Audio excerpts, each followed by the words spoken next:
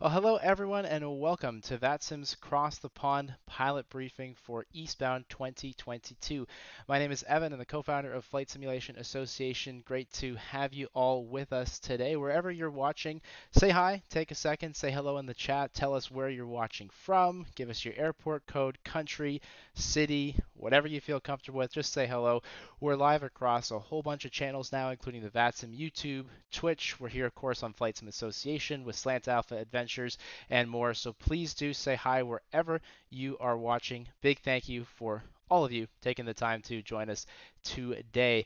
I'm going to talk for about 5-10 minutes, just warm things up as we're waiting for a few more people to join us. So now is a great time to grab a drink, grab a snack, coffee if you're where I am here in North America and it's morning, maybe something a little stronger if it's you're in Europe or somewhere else and it's the afternoon coming up on the evening, or really whatever works for you. In about 10 or 15 minutes, we'll bring on our two presenters and get into the main content today. But for those of you who don't know what Cross the Pond is, maybe it's your first time hearing about Cross the Pond or VATSIM, I'll give you a little bit of background on that and kind of get things started as we get ready to go here in about 10 or 15 minutes.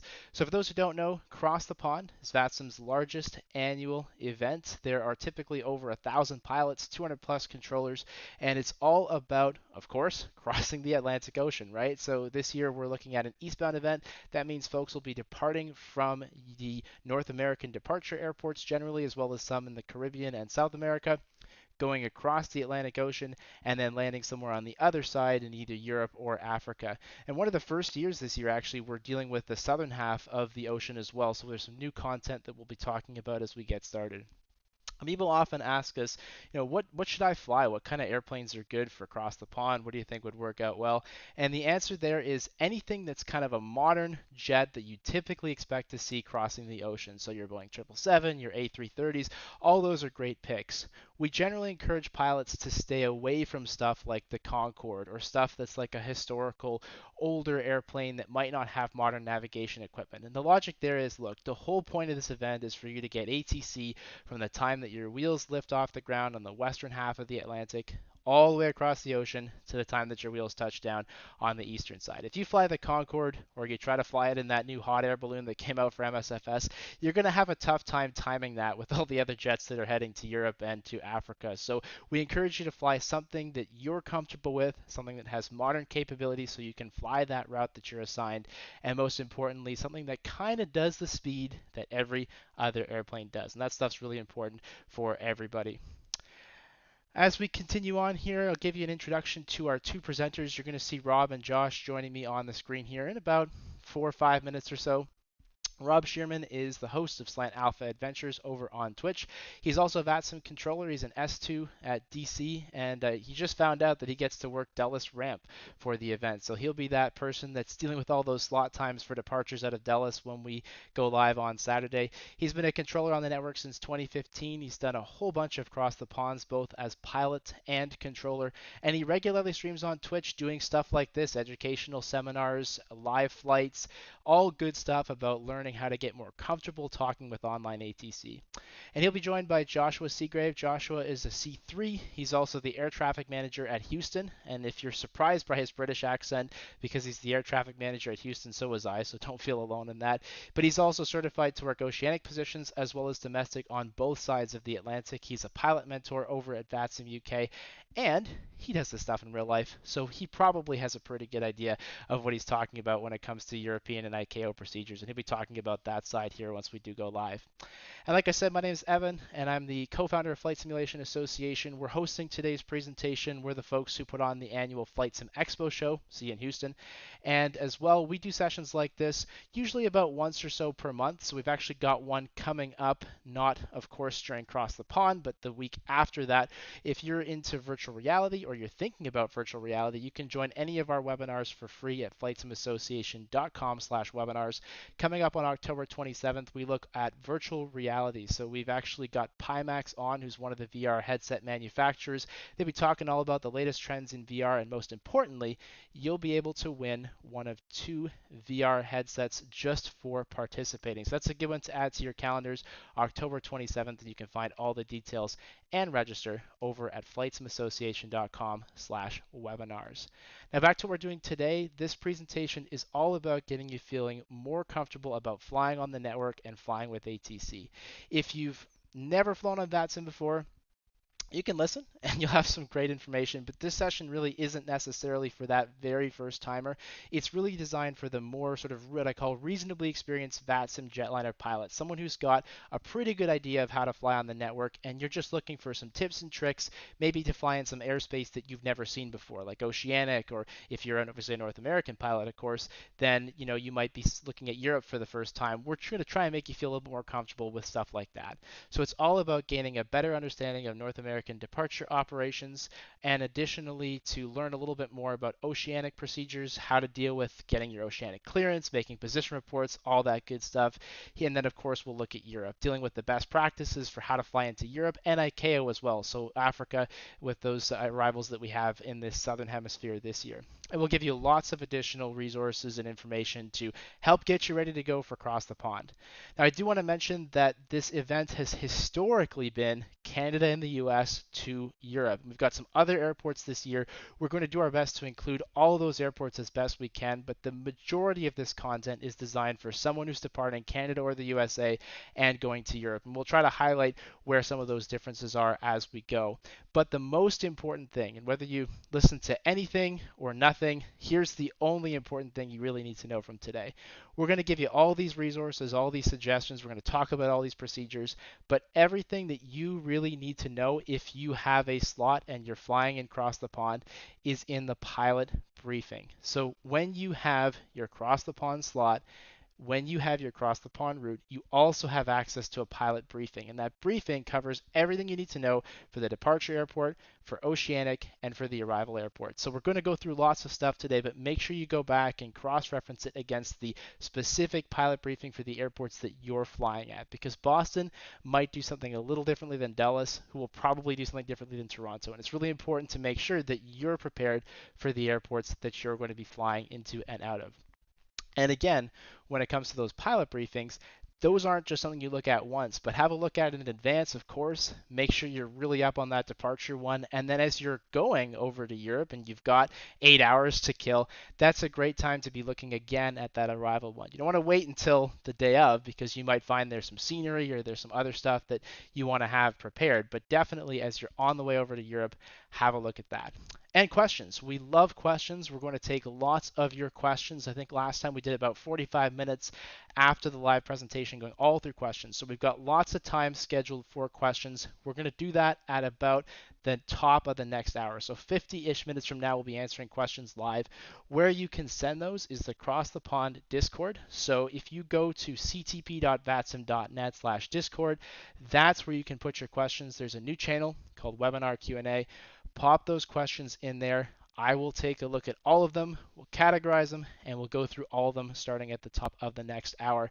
And of course, if you're watching on FSA, you can put them in our chat. I believe we have a few people watching the VATSIM channels, and of course, those who are presenting, they're watching their channels. So if you just pop it in the chat, I'm sure we'll capture it as well. But to be sure, the Cross the Pond Discord is a great place to look. So let me bring up the agenda, and I'll also bring onto the screen our two presenters, Rob and Josh here, and talk a little bit more about what we're doing today. So the agenda here, like I promised, we're going to go about 45 minutes nonstop, covering first of all North American operations. So Rob's going to take care of that portion. Then we'll go into part 2, which is oceanic procedures, looking all at how people actually get their oceanic clearances, how we deal with position reports, all that good stuff across the pond is coming up. And then in part 3, we'll look at ICAO procedures specifically for the arrivals in Europe and in Africa. Then we'll go through some checklists and resources for you, and as I said, come back and do those questions right at the top of the next hour. So with that introduction in mind, I think I've done my part, and as I promised, we're going to get going with 45 minutes of live content, starting with Rob and part 1 on North American operations. So Rob, I'll hand things over to you. All right. Thank you, Evan, and thank you for inviting me back to do this. This was great fun last time, and hopefully very informative for the pilots that were planning to fly across the pond, and I got a lot of great feedback afterwards and continue to get great feedback from folks who watched that. So thank you again for putting this together. All right, guys, I'm going to get you started with the information that will help you get out of North America. We're going to start by tips on requesting your clearance. We're going to talk about understanding your initial climb altitude, or what they call the top altitude. We'll talk about preparing for the execution of the departure procedure. We'll talk about what you need to know for pushback and taxi. And then we'll go over some differences between US and Canadian climb instructions that you'll need to kind of stay on top of and be aware of. All right, so we'll talk about first requesting your clearance. Now, the funny thing is like you probably for this event won't need to request your clearance. Your clearance will probably be sent to you automatically very shortly after you connect and send your flight plan. So once you do that, your delivery controller at your departure airport will most likely send you something that looks like this, and it's called a PDC or a pre-departure clearance. In the real world, it comes to you via some sort of an ACARS system in the airplane, but in VATSIM, we generally simulate that with a private message over your pilot client, and the content of that will be your call sign, the aircraft type, some routing information. Notice here where it says climb via SID, so we will talk about what that means in a moment. Then you got your cruise altitude, your departure frequency, and the squawk code there of 1341. Note that in some cases, instead of the word squawk, you'll see beacon code there, beacon 1341. What is a beacon? It is a transmitter. And in this case, it's referring to the transponder of you're going to transmit that beacon code of 1341. The other really important thing that you're going to see here is instructions on who to contact next. And again, we are going to talk more about that, but you definitely want to hold on to this PDC. Do not close that tab in your pilot client until you're airborne, because you never know. There's a lot of good information here, and you're going to get to a point where you're like, oh crap, who do I call next? I forget. And we'll talk about that in just a bit. If you don't get that PDC within about 10 minutes, it is okay to jump in on the delivery frequency and request your clearance by voice. And again, it's the standard call. You do want probably, in some cases, you may or may not need to give your gate location. Probably doesn't hurt to include it, but the example here, Toronto clearance, Air Canada 93 Heavy Gate, Foxtrot 53 information golf clearance to Heathrow, just like you normally would. And they will either send you that PDC or they'll respond via voice. But most of the clearances you will get next Saturday will come via text message PDC. Now, the note that the departure runway was, let's go back to that. Notice the departure runway was not listed in this PDC at all. So what often happens is you'll pull up the ATIS information for your departure airport. And again, we typically will do that via text. You wouldn't typically get that over voice. And a lot of times that doesn't work just because of a limitation with AFV, audio for VATSIM. So sometimes you have to just double click on it and pull it up via text. But you'll notice here it says departing runway 22 right. And that means in this case, all of the departures from the airport are getting the same runway. Some other locations, they'll have multiple departure runways that will be in use. I know that will definitely be the case at Dulles. It may be the case at some of the other departure airports. So if multiple runways are in use, and you're not sure which departure runway you're getting, at the outset, resist the urge to jump in and ask your delivery controller. It's the case is if it's an important piece of information that they haven't given you, it's probably not that they forgot. It's probably not this person's job to assign the departure runway. So you're going to be talking to multiple people along the way. Have a little bit of patience. You'll probably get that runway assignment in one of the next couple of steps. If you are getting ready to taxi, you still don't have that runway assignment, then it's appropriate to jump in and ask. But don't spend a whole lot of frequency time with the first guy that you talk to asking about your runway, because it just might not be that person's job to handle that.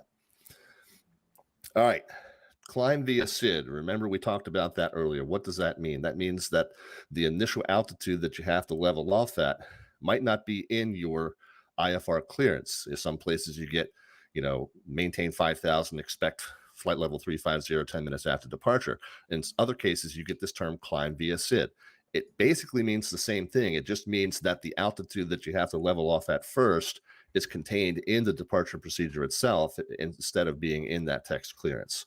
Your departure procedure, and that initial level off is very, very important for traffic purposes. It keeps the departures from a given airport from hitting the arrivals into that same airport. So you got to level off at that initial altitude. But when you get that climb via SID, it just means that level off altitude is contained in the departure procedure itself. You'll notice here it's listed as the top altitude on the first page, and then in the text description, it appears there again. And it just basically means, like I said, you have to level at that altitude until the departure controller clears you up higher than that.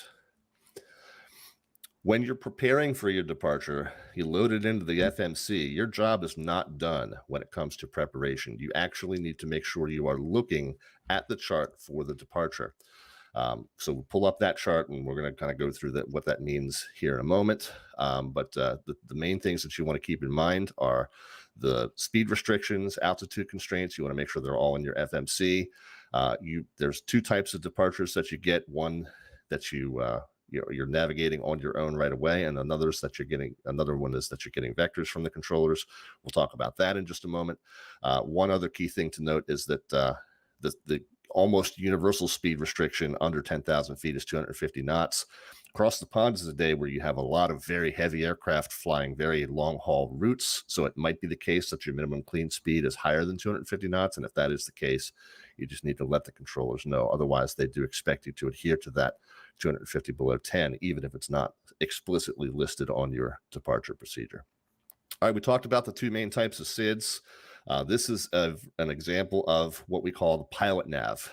Pilot nav and vector are the two main types. There's actually three main types. One is considered a hybrid, but we'll talk more about that. Basically, what you need to know is either you're going to fly a vector off the runway and wait for instructions to turn to join your route, or you're going to join the route right away. This is one that's called pilot nav. It's also called RNAV off the ground, and it basically means that the pilot is responsible for their own navigation the instant the wheels leave the runway. So you'll see that the text description for the departure has you fly this heading 215, then you intercept the path to TJ, and then you turn to boat. You have that crossing restriction at boat.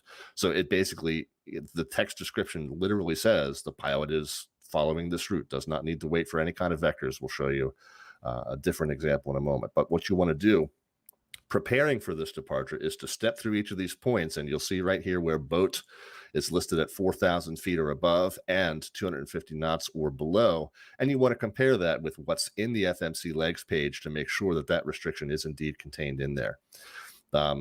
Another good thing to do is to pull up the plan mode on your nav display. And essentially, number one, you see that the boat is listed there with that same, if I get a pen tool going here, possibly, you see that boat is listed there with that same restriction, 4,000 or above. So that's a good indicator that things are the way they should be. But basically, the fact that this shape of this and all the same points is matching what you see on the chart here, that's kind of what you want to be looking at. So that's kind of what you want to do by looking at that plan mode in your nav display. One thing to note real quick is that U.S. SIDS are a little different than European SIDS. United States SIDS, you notice they have departure instructions for each of the different runways that you might get up here. So you have a different path to follow if you're departing 27 that day. You have a different path to follow if you're departing on 15. So you have to make sure you're following the correct one for the runway that you've been assigned, but then you want to make sure that the points listed are consistent with the correct path for the runway that you loaded in. So double check and make sure that it's not the wrong points to the wrong runway. All right, drawn enough squiggles. Let's move on. This is the Jacoby 4 departure out of Dulles, and this is a little bit different. This is what you call a hybrid. Now, we talked about there being two kinds of departures, or maybe three kinds. The key point in either a hybrid or a vector departure is that once you leave the runway, you do not turn automatically toward Riggins until you are told. There's a tendency to just delete the vector leg or delete the discontinuity and just go straight there. Do not do that. We're going to be launching aircraft from 3 different runways here, and the departure controller is going to be responsible for determining when it's safe to turn toward Riggins and get you all lined up and on your way out. So please maintain these headings, and it's going to be contained in the text description of your departure also as you leave the runway. So you'll see in the text description it will say expect radar vectors. Or maintain such and such heading, or as assigned, expect vectors to join Riggins or so forth. So just read that text description. If it says anything about vectors, then you maintain the heading on the chart or the heading that you were given by tower with your takeoff clearance. Do not turn toward Riggins automatically. You'll notice even in the FMC here, there's no path that takes you right to Riggins. That's not a mistake. That's exactly correct. So don't be deleting legs and changing the path there to connect immediately to riggings, because that's not what we want you to do there. All right, let's move on. We'll talk about your pushback and your taxi. A lot of times when you're flying in the U.S. on VATSIM, we say push or starts, pilot's discretion, call me short of your first taxiway for your taxi instructions. For across the pond, you actually will need to talk to a controller before you push back. And the idea is across the pond, we're trying to meet your specific departure time. So we are not going to let you push until it's approaching that departure time. You will get an expected departure time in your booked slot. That may or may not continue to be your expected departure time. You know what they say about battle plans is that they don't always survive first contact with the enemy, and the enemy in this case is 1,000 planes trying to cross the ocean all at once. So so you definitely let us decide. You contact your ramp controller or whoever it is that's managing your push time or your slot time. It might be a position called metering. Your pilot briefing is going to tell you exactly who to contact, and what else is going to tell you who to contact? That PDC that I told you 5 slides ago not to delete. So keep that tab open. Now you know who you're supposed to call before you push, and they're the ones that's going to be responsible for getting you out on time. And that's going to be me at Dulles on Saturday, by the way. You can't just rely on the pilot client, because you're going to see probably 2 or 3 people logged on as delivery and 2 or 3 people logged on as ground. And unless you have that PDC, you're not going to know which one you need to call. So make sure you save that information until you're sure, absolutely sure you don't need it. By the time you're airborne, you probably don't need that PDC anymore. A couple other tips. When you are ready to taxi, call in with your location, please. You should always be doing that, but VATSIM pilots tend to get a little lazy about that sometimes. But when there's only 5 planes at the airport, it's a little easier to figure out who's who. When there's 50 planes at the airport, we need you to call in with your location ready to taxi. Number 2, your scenery might not match what's on the chart. So go by what's on the chart, because that's what the controller is going to be working off of. VATSIM is very cross-platform. So some of you might be flying in FSX, some of you might be flying in P3D, some of you might be flying in FlightSim 2020. Some of you have some freeware scenery, some of you have some add-on payware scenery. We don't know what scenery version you have. Just go by what's on the chart, because we're all going to be, from a controller standpoint, we're going to be working off of that. So taxiway letters on your signs might not match. Just go by what's on the chart, because we don't know what you're seeing in your sim necessarily. Another tip is there might be multiple ground frequencies. And then when you're handed over to tower, it might be the case that we want you to contact them. It might be the case that we want you to switch over but not contact them. Contact means switch to your new frequency and check in with your location. Monitor means switch over to that frequency, but do not say anything. Do not switch over to a frequency you've been told to monitor and say, Southwest 123, we're monitoring your frequency, because the whole point of telling somebody to monitor is to keep that frequency from being congested. So just switch over there, listen up for your call sign. You will be called when they are ready to talk to you.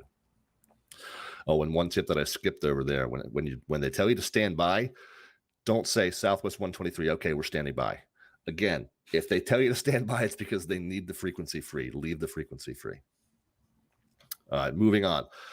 Climb instructions. Once you get airborne, the climb instructions that you get if you're departing out of Canada are going to differ slightly in subtle ways than the climb instructions that you're going to get from the U.S. So those of you who are departing from U.S. airports, you might want to zone out for a minute so that you don't get confused. I'll wake you up when it's time. All right, but if you're departing from a Canadian airport, the climb instructions are going to just be a little bit subtly different than the way we do it in the U.S. The basic thing for Canada is that you default to the SID unless you are specifically told to disregard the restrictions. So what's on here is you have that initial climb altitude of 5,000, and you're going to maintain 5,000 until you're told higher, even though you have these other restrictions that are further down the line. So you maintain 5,000 until you're told otherwise. The departure controller, once you switch over, is going to be the one that gives you that higher altitude. And when they do, they may just say climb 13,000. That might be all you get. However, that means climb to 13,000. However, you do still have to abide by these restrictions along the way. So even though that's all they've given you is that climb, you fall back to what you were cleared on from the outset, which is the standard instrument departure, the SID. So you will climb the 13, but you're going to make sure you pass Toronto here in this example at above 6. You're going to level off at 7 until you pass Halifax. Then you're going to continue up to 10, make sure you're level at 10,000 to cross this point called Gander, and then you can continue up to that assigned altitude of 13,000. So it's kind of like climbing via SID, because that is what you were originally instructed to do, and that has not changed. If they want you to disregard the instructions, they are literally going to tell you to disregard the instructions. They will use the word typically unrestricted. Climb unrestricted 13,000. That means now that you can ignore all these restrictions on the SID, because that now countermands what that original clearance was. And by the way, if there's a speed restriction at any of these points, you would be able to disregard that as well. Unrestricted means unrestricted in terms of both altitude and airspeed. All right, U.S. pilots, wake up, come back. Make sure you're back with me. Okay, good. Those of you departing from American airports, this is the kind of the format that we're familiar with. We're going to tell you climb via SID, and that means we want you to climb via the restrictions along the standard instrument departure, including being above this first point called Seattle at or above 5. You're going to level off, make sure that you don't exceed 7,000 until you pass the point called Dulles. I guess that's Dulles. And then you're going to level off at 10,000. Make sure you're at 10,000 no later than crossing the point called Jackson. If we need to modify that, maybe we can't get you up above 8 because there's traffic ahead at 9. So we're going to cap you at 8, but we still want you to abide by the restrictions along the way. We're literally going to tell you climb via the SID, except maintain 8,000. So that means cross VATSIM at or above 5. Don't exceed 7,000 until you pass Ocean, but then level off and keep 8,000. And don't go any higher until you are then re-cleared. So at that time, you can disregard the restriction at 10 unless you're then cleared higher later on.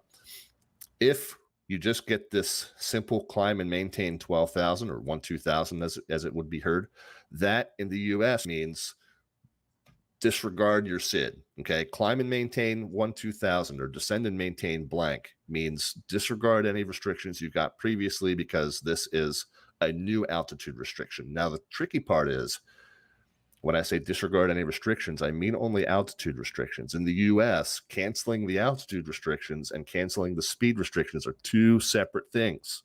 So this climb and maintain is a new altitude assignment. That means you can disregard your altitude restrictions on your SID. But if there was a restriction of 230 knots at Ocean, for example, you actually would still be held to keeping 230 at Ocean. So a little bit confusing, but in the US, you basically just want to think of it as the altitude restrictions and the speed restrictions being two completely separate things. All right.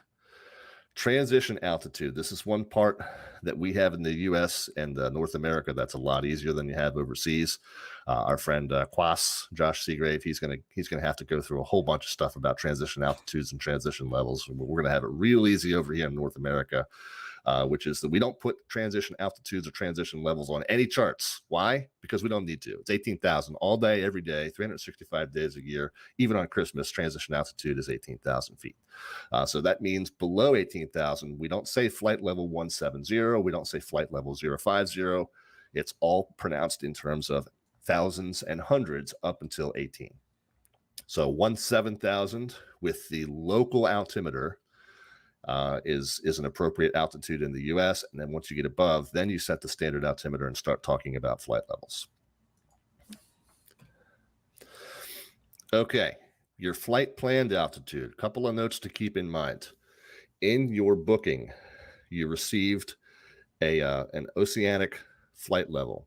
Two things to note about that. Number one, that is only for your oceanic. Your domestic cruise altitude may or may not be the same. In fact, a lot of times your oceanic, even on an eastbound flight, is going to be an even 1,000 because we use every 1,000 level altitude crossing oceanic. Oceanic tracks are typically one way at a time in the real world, which is weird, but it's true. So your domestic cruise altitude is going to conform to the normal, even, and odd conventions, but your oceanic might be different than that. We'll talk about switching altitudes here in just a moment. But for right now, just keep in mind what was in your booking. It refers to your oceanic crossing level only. The second thing to note about that is that it is expected. It is not the one that you finally will be assigned. Again, battle plans change.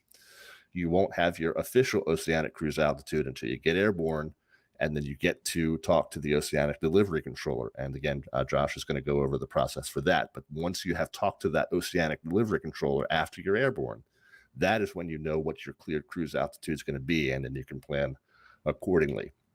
For your initial IFR clearance, just select a cruise altitude as appropriate for the direction of flight.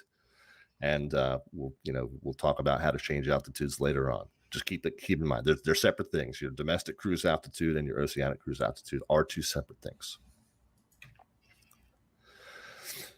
When we get to the point where we're talking about altitude changes, you do need to get that clearance from air traffic control anytime you're about to change altitudes. We were just talking about if you need to change altitudes for your oceanic crossing, you need to clear that with controller first. If your flight management computer says to step climb, you need to clear that with the controller first. If your optimal flight level changes, you need to clear that with the controller first. If you hit your top of descent, you need to clear that with the controller first. If your cat decides it's time to play furry co-pilot and change your altitude selector for you, you need to clear that with the controller first. You can't change altitudes unless the controller has said it's safe to do so. Your FMC doesn't know if there's traffic above you or traffic below you that you're going to conflict with. Your controller does. All right. I think at this point, I'm going to turn it over to Quas, or can I call you Quas? Actually, we've actually, this is not the first time Quas and I have sat on a discussion panel before, but this is the first time that I get to see his lovely face. So I can only apologize. Right. Well, I will turn it over to the lovely and talented Josh Seagrave, who will take you from here. Wonderful. Thank you. And thank you, Evan, for having me on. I'm very excited to be talking to everybody. My responsibility today, is sort of what has already been alluded to, is very much getting us from our oceanic entry point to our European or South African airports and getting us down safely. So there's a fair amount of stuff that we're going to need to cover. I'll try and make it as not droney and boring as I can, and we'll try and get through it in a reasonable amount of time. So starting off sort of chronologically with oceanic operations, we've got sort of a few things to cover. We'll look at the facilities, some sort of key differences between oceanic operations and domestic operations, oceanic clearances, the process for getting those and what they look like, and then our sort of processes when we enter oceanic airspace and position reports. As sort of already has been alluded to, this year for the first time, we're including the South Atlantic as part of Cross the Pond. It's very exciting. It's a challenge for us on the planning side of things and on the flying side of things as well. It's something unique and different. So, we have our sort of usual suspects there this year in terms of facilities. Gander, Shanwick, Reykjavik, Boda, Santa Maria, all of these places that you'll sort of be familiar with. The three big sort of new arrivals, and we're very excited to be working with them. Piarco, we have Atlantico, and Johannesburg in the South Atlantic. The procedures across these differ ever so slightly, but largely speaking, oceanic flying is oceanic flying. So again, while what we're talking about here will focus primarily on the North Atlantic, the concepts that we're going to talk about will carry across to the South Atlantic as well. Okay, so lat long waypoints. First big difference with oceanic flying is we sort of typically do away with named waypoints, and instead we're focusing on latitude and longitudes. Entering those into the FMS is unique. It can provide a bit of a challenge. There is very conveniently a nice little shorthand that some very clever people at ICAO came up with, much smarter than I am anyway. So as opposed to entering your long form coordinate, we have a sort of form of shorthand that we can use. And we've got a couple of examples here. You can see we've got a screenshot of a A330, I think it is, MCDU on the right-hand side, and then just some examples of how these shorthand coordinates would look. So you can see 47 north 50 west, we can shorten to 4750 November. And again, 60 north 15 west would be 6015 November. South of the equator, we changed that N for a W for reasons that I'm not going to get into today because it's complicated and I don't completely understand it myself, I don't think. But 15 south 020 west would be 1520 whiskey. And again, 30 south 10 west 3010 whiskey. That will carry across for pretty much any flight management system you're going to be using, be it Bombardier, be it Boeing, be it Airbus. So you can sort of expect, or I would recommend that you brush up on these and are familiar with entering coordinate waypoints if you're going to be flying across the pond. And we'll come back to this a little bit more later, but the route that you'll be flying, if you have a slot, will be issued to you. So it shouldn't be, news to you by the time you're entering into the SimCDU. You should have it in plenty of time, so know what you're expecting. Okay, other big thing with oceanic flying that you won't see in domestic flying is cell call. Cell call is short for, or I suppose, a portmanteau of selective calling, and it's essentially a method of allowing ATC to get hold of you with the radio turned down, not off, it's important to note, but down. If you've ever used an HF radio, you'll know that they're extraordinarily noisy. They're influenced a lot by atmospheric effects, and so they can be very, very loud, very squelchy. And that gets really tiring to listen to over a long period of time. So what cell call allows you to do is ATC will send a code over the radio. Your aircraft's very clever. It hears that code, goes, hey, that's me, and will warn the pilot saying, hey, air traffic's trying to get hold of you. It's a system that we do simulate on VATSIM. And we will be using it during Across the Pond. Again, you'll have a cell call code assigned to you if you have a slot, and it's important that you use that. But it's there, it's freely available for you to use if you would like to use it. Okay, entering the ocean then, separate from your IFR clearance, will require a separate oceanic clearance, and that oceanic clearance will be good to cover you all the way across the ocean. So, for example, if you're flying from Boston to Heathrow, you'll get an oceanic clearance before you enter Gander, and that will get you all the way through Gander, all the way through Shanwick, until Shannon pick you up on the other side of the ocean. And the process really is the same as any IFR clearance. You're going to gather all the information that you need. You'll request your oceanic clearance, and then you'll receive your clearance. And we'll sort of look at how that looks now. In terms of information that you'll need then, big thing is your assigned track. As we sort of said, if you've got a slot, a track will be assigned for you. So you should be familiar with that, but you'll need to know that for when you're requesting your clearance. Second thing is your ETA for your oceanic entry point. The ocean being non-radar, we do everything based off of times to make sure that you're safe. So we need to know what time you're going to be entering the oceanic environment. Your level, again, your requested flight level for oceanic crossing. For Cross the Pond, it's your assigned oceanic level. Important to note, if you decide to bring enough fuel to, heat 700,000 homes for the next week and everything except the kitchen sink, and you're not able to make that assigned level, then request that level that you can make, and we'll sort of look at how that looks later. But ideally, we'd have you being able to reach your assigned oceanic level. Number 4 is your maximum level, again, for obvious reasons. As sort of Rob said earlier, no battle plan survives the first contact with the enemy. So if we need to change your level, it's important that we know sort of what levels we can assign you without sending you too high.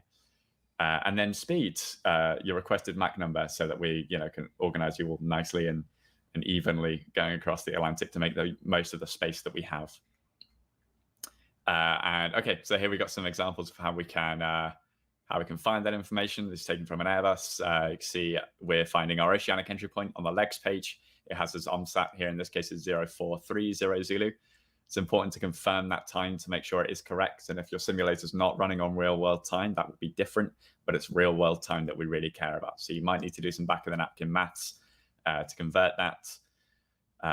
We've got our recommended maximum page here on the progress page. And then on the performance page, we have our max speed. So that's all the information that you should need from the aircraft. Okay, across the North Atlantic, we're using NatTrack as a replacement for voice clearances. It's very clever. You can find it at nattrack.vatsim.net. And essentially, as opposed to calling up your oceanic controller and requesting the clearance, we do it all via the website. It saves on time, saves on voice congestion, and all of the rest of it. We'd expect you to request that clearance somewhere between 30 and 90 minutes prior to entry, just to give us plenty of time to, get all of our ducks in a row and get everybody cleared. Obviously, if you're departing close to oceanic airspace, some of the northeastern Canadian airports, the sooner you get that clearance in, the better. It gives us the best chance of making the most of the aircraft that we have and getting you your clearance in plenty of time. We've got a quick look for how the oceanic form looks here. You can see Swiss 14 X-ray in this case going to Geneva, requested flight level 370. And you can see all the fields here for requested Mach number, requested track, entry fix, time, sort of all the information that you're going to need there. And once you get your clearance, this is how it will come through. So you can see at the bottom of the page here, if I can pull up a fancy laser pointer. Here we go. At the bottom of our page here, we've got our clearance request, and then here's the downlink for our clearance itself. So in this case, Blue Goose 414 is cleared to Heathrow via Porty and Nat Victor. There's confirmation of the legs. And then down here, you can see we've had some stuff changed. So it's important that we pay attention to these. You can see we've had a speed changed here to Mach 81. And our level change has been to flight level 410. And then we've also had a crossing restriction to cross Porty after 1423 Zulu. But that's sort of your complete oceanic clearance. It's unlikely that you'll get that much changed, but you could potentially get it changed. It's important that you read that clearance, understand it, and implement it. Or if you're not able to implement it, that you let somebody know so we can get you something that works. If you're having problems with NatTrack, we're humans, we make mistakes. We might miss you out or not get you your clearance or get you a clearance that doesn't work. Best thing you can do is speak up, talk to your domestic controller. They'll be able to pass on the message and get you something that works. The last thing that we want is to have somebody entering the ocean that doesn't have a clearance or has a clearance that they're not able to comply with, because ultimately has the potential to cause us some issues, right? And nobody really wants that. Okay, the process is slightly different if you're flying south of the equator. It's largely the same. We're not using NatTrack south of the equator. Instead, Curitiba Center, which is one of the Brazilian centers, will be handling all of the oceanic clearances, and you'll do that via voice. The information is exactly the same, but sort of the process for getting it is slightly different. So Rob, I might ask you to role play for me a bit here, if you wouldn't mind. I'll be the pilot of Blue Goose 414. I don't know how we chose Blue Goose for the example, but okay, Blue Goose Curitiba Center, Blue Goose 414 for oceanic clearance. We're estimating Sorsa 1105 Zulu will be at flight level 360 Mach 0.78. Great. So hopefully you can see all of the information again is contained in there. ATC might come back and say Blue Goose 414 Curitiba Center cleared via Sorsa, flight level 370, Mach 0.78, past Sorsa between 110 Zulu and 1110 Zulu. Okay, cleared flight level 370, Mach 0.78, Sorsa between 1100 Zulu and 11. I guess that's supposed to say 1100 Zulu and 1110 Zulu, Blue Goose 414. That's my bad typing. Yes, indeed. But again, so exactly the same information has been passed. It's the track as you would have received in your clearance and as you were assigned. The only thing that's changed there is instead of flight level 360, your flight level 370. But you can see the clearance is a clearance. Whether you're getting it via voice or via NatTrack, all the same information will be contained in there. So upon entering oceanic airspace then with that clearance, we're going to initiate a cell call check. So we'll call our controlling authority. We'll tell them who we are, who's next, and we'll request a cell call check on our cell call. They'll tell you to stand by. You'll receive the cell call. Hopefully it will sound like a bing bong. And you respond then saying cell call check okay. If you want to, then you can turn the radio down. It's important that you don't switch frequencies. It's important that you don't turn the radio off, because that code is still received over the same radio frequency. But you can, by all means, turn it down if you don't want to listen to lots of staticky noise or whatever else is going on the frequency at that time. Other important thing is every time you switch frequencies, so if you switch from, say, Gander to Shanwick, you want to conduct a new cell call check. And then 30 minutes after enter oceanic airspace, you'll be off radar. It's all done by space-based ADSB and fancy stuff where we don't need you to be on a code anymore. So to save on codes, we'll ask you to squawk 2000 30 minutes after entering oceanic airspace. And then when you get on the other side, you'll get a new squawk. That's the one I always forget to do. Yeah, me too.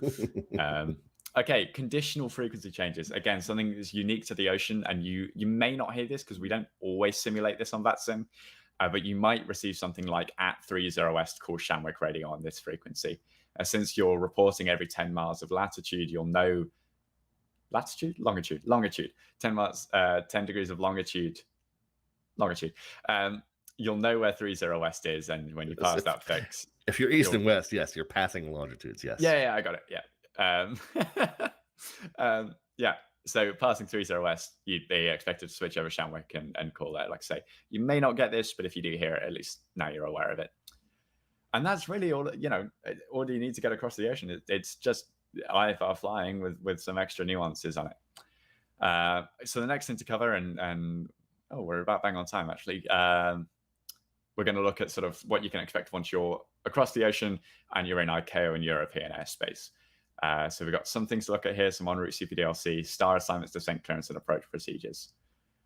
Now, again, there's a little bit of information here. If there's 3 things that you take away from this sort of little subsection here, I want it to be this. Number 1 is double check your loaded procedures. ICAO in Europe are sort of unique compared to North America in that they'll often have a separate arrival for each runway. So loading, I don't know, the star for runway 27, when in fact you're landing on 09, could put you in the wrong place and cause some problems. So just double check your procedures, make sure they're loaded correctly. Number 2, sort of Rob's already said, but we'll reiterate it here. Never start a descent without authorization. It doesn't matter what the airplane is telling you to do, or your cat. Or your cat, indeed. You must make sure that you've got a clearance from ATC before you head down. And then it's sort of, Rob's mentioned this earlier, but we'll talk about this again. Transition level and altitude can vary wildly in Europe. So check your charts, check your ATIS, make sure that you know where that is exactly so you know when to switch. But again, we'll talk about that a little bit later. CPDLC, we use CPDLC in Europe and in lots of ICAO countries. You can expect it to be in use quite heavily in Europe and probably Africa as well and across the pond. It's not typically used in USA and Canada, but you can expect to see it in Europe. Some aircraft, your FS Labs is, your Ready Builds is, some others have direct integration of CPDLC in the aircraft, which is great. If you don't, there's a wonderful tool. I can't think of the name of the bloke who wrote it, but I bet he's fantastically handsome. It's called Easy Got a great CPDLC. accent too, I think. Oh, beautiful voice, yeah. You can download that completely free. Works with any simulator, any aircraft. It's there to be used. So yeah, if you're interested in trying out CPDLC, then please do give it a go. So yeah, here we go. You'll often find the logon code for CPDLC in the controller's remarks. Here we've got it as Echo Bravo Bravo Echo. Now it's important to note that CPDLC doesn't replace voice, it's a supplement for voice. So you'll still be expected to call in via voice, and if we need to get hold of you urgently, we'll still call you over the radio. So it's not an excuse to stop paying attention to the radio or to tune off. It's more there as an aid to help alleviate some of the frequency congestion. I think we've got an example here of how request or how logging on and making requests and receiving instructions might look. So in this case, we're speaking to Canarias Control. Their code, as seen in their remarks, is Charlie Charlie Romeo India. So we can go to Easy CPDLC and go log on and input Charlie Charlie Romeo India. That then sends off to the controller. They'll get a nice little bing bong and oh, look at this. Iberia 8946 is wanting to log on to CPDLC. So if they can accept you, they'll tick OK. You can see in the top right, our unit has changed. Our current ATC unit has changed to CCRI. And then we get a message confirmation through saying your current ATC unit is Canarias Control. So that's us now. We're established on a CPDLC connection. You can see we received a request from, received an instruction from Canarias Control. They want us to climb to flight level 360. So we go in, we tick Wilco. That sends off an acknowledgement to the air traffic unit, and then we go ahead and climb to flight level 360. We can also make requests. We can go to ATC and request, and let's say we want to take a little shortcut for, I don't know, any number of reasons. Maybe we're running a bit behind time. Maybe we're just feeling lazy. We can go ahead and request a direct to, in this case, I think it's Roster is the name of the fix that we request direct to. Yeah, there we go. We can tick that, send that off. And then ATC will come back with either unable or they'll clear us direct to the fix. In this case, you see we get proceed direct to roster and off we go. Then we go ahead and insert that into the aircraft. Okay, transition levels then. As I said, vary wildly. What we really care about in Europe this year, because we're descending, is going to be the transition level. That won't be shown in the charts, but it will be in the ATIS. So it's really, really important that you check the ATIS and make sure that you know where that transition level is. The reason you need to know that is because at and above the transition level, we're going to be on standard pressure, 2992 inches of mercury or 1013 hectopascals, depending on the units. And below the transition, you're going to be using the local pressure setting, the QNH at whatever aircraft you're going to be landing at. If you get that wrong, your altitude will display incorrectly. You may not be at your minimum separation with other aircraft. So it's important that you're on the right pressure setting for the altitude or level that you're at. Okay, big thing with Europe that might come as a bit of a shock to those of you who pretty much exclusively fly in North America. But stars typically in Europe aren't filed. They'll be assigned by ATC. And as sort of the big reason for that is because they will change depending on the runway in use. So instead of making you, get a degree in meteorology and try and work out what the runway in use is going to be when you get there, instead we do all the heavy work on that, and we'll just assign you the correct procedure for the runway in use. And you can sort of see here how big of a difference that can make. We've got here the PISAP 1 Golf, which takes you nearly east from PISAP if you're landing on the 2-3s, but 0-5s is taking you south on the 1 X-ray, right? So having the wrong procedure in there can cause some problems. So it's important that you're operating on the right one. So double check your procedures, double check what ATC clear you for, make sure that you've got the right one loaded. This should all come as part of briefing the approach. And there's a couple of things that I would encourage that you brief, largely altitudes and speed restrictions on the arrival in terms of what to expect, transitions and holds. We make good use of holds, particularly in the UK, so you can expect maybe to hold if it's particularly busy. I'd recommend briefing those. And then again, runway in use, what type of approach to expect, all of that can be found in the ATIS, and then where you're planning on vacating and a likely taxi routing back. Essentially, what I would encourage is you should have a picture in your head of how it's going to look from when you join the arrival all the way down to when you're parking at the gate. And that might not be exactly what you fly, but at least then you've got a plan to be working off. So nothing should come as too much of a surprise for you. On the subject of holds then, we'll go through these sort of relatively quickly. But there's 2 types of holds, a published hold or an unpublished hold. The information that you need for them is exactly the same. You will need the fix to hold over. In this case, it's Bovingdon. The inbound course, in this case, 116. The direction of turns, right turns in this case. And if it's not specified, it'll be right-hand turns. And then the length of the hold. In this case, it's 1 minute. It can be a time or a distance. If it's not specified, general rule, below flight level 140, you'll fly a 1 minute hold. At or above flight level 140, you'll fly a 1.5 minute hold. And we can look at some examples of how those programs, so we've got on the Airbus again, the left-hand side, and Boeing on the right-hand side, you can see exactly the same information is in there, just slightly different formats. I would strongly encourage, particularly if you're flying into an airport where holding is used, so thinking about the UK primarily, that you're familiarizing yourself with how to hold in your aircraft, because you may need to enter them in a relatively short time frame. And the other thing I'd stress is, as clever as Airbuses are, they don't always get it right. They're not omniscient or omnipotent. So do double check what the aircraft has generated for you if it's a computed hold, and make sure that the information is correct. The other thing you might get as part of a hold is an EFC time and expect further clearance time. That's largely just for your fuel planning purposes, so that you know roughly when you can expect to leave the hold. Like I say, it's not a clearance. You're not being cleared to leave the hold at that time. It's for your planning purposes. So if you reach that time and you've not heard anything else, don't just go off on your own way. Stay in the hold and you will be brought out, and you'll be given something, probably an updated time. That can come in a couple of different forms. So you see Virgin 12 Echo delay 10 to 15 minutes, or just a hard EFC of Virgin 12 Echo expect further clearance at 1915 Zulu. Okay. On to stars then, and altitude information. There's a couple of different formats that this can take. Into Lisbon, you can see here we've got the use and arrival, and we have a mandatory crossing restriction and a mandatory speed. If you're given a descent via the star, these will apply. Into Kiev, then we've got a hard altitude restriction applicable if you get descent via the star, and then we also have some minimum en route altitude information. That's not relevant to your descent clearance. You wouldn't need to descend to that altitude. It's a minimum altitude for terrain purposes.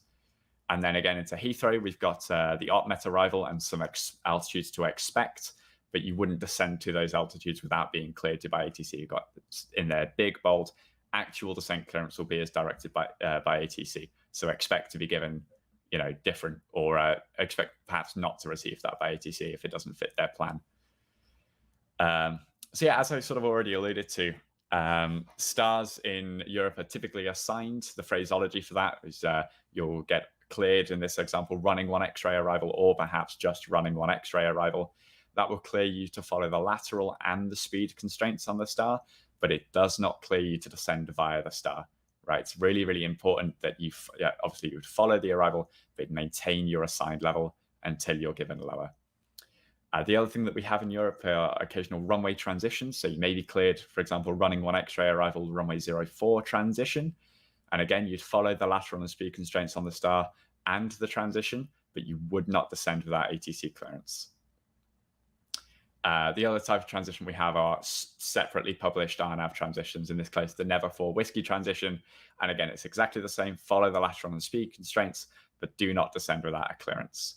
The exception to that, and this is true in a couple of countries, but you could be cleared for the transition and profile. That then is a descent clearance, so you would follow the lateral and speed constraints and also the altitude constraints, but descend no further than the last assigned level on the transition.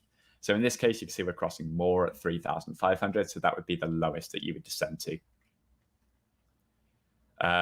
Okay, coming on to some more descent instructions and ones that you're more likely to see. First of all, a qualifier. Any instruction preceded by "when ready" is sort of an allegory for pilot's discretion in the US. So all of that means is you can execute the instruction that you've been given whenever you would like, so whenever best fits your descent profile or what have you.